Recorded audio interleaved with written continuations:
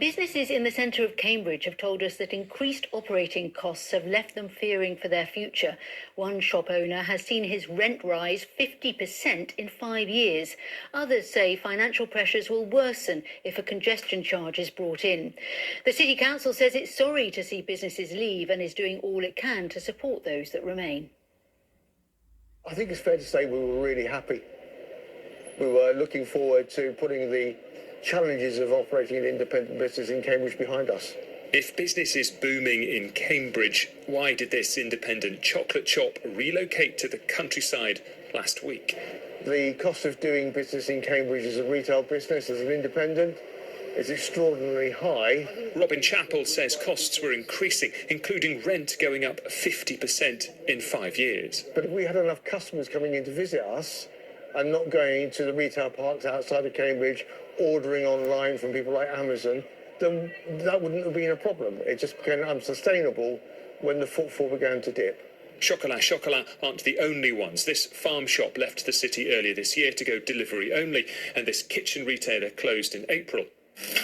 Even those with the smallest footprint are considering their future. I've already moved house because of the cost of living here.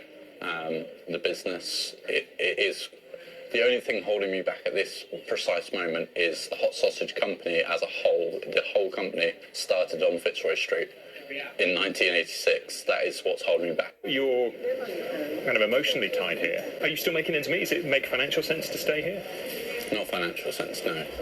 Among the potential costs, a proposed congestion charge rejected by more than half of those who responded to a consultation.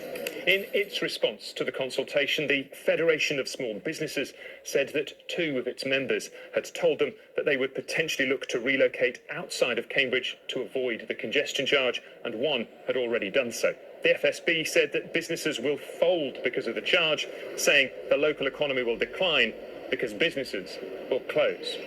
Neil Mackay has campaigned heavily against the charge. What's the likelihood, do you think, that you would move Mackay's out of Cambridge?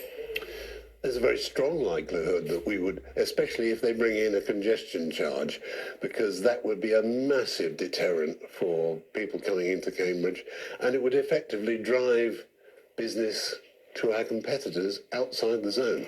The council says footfall is up overall, while those behind the congestion charge are reassessing the plans in light of the consultation. We have real sympathies with business owners in the city, especially local business owners or independent business owners.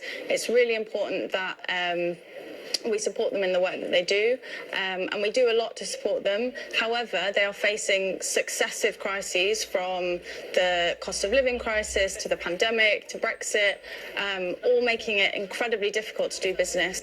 Councillor Gilderdale also said more than £50 million in grants was handed to businesses during the pandemic, and any congestion charge would follow a huge improvement in public transport designed to make it easier to get around the city. Ben Schofield, BBC Look East in Cambridge. Most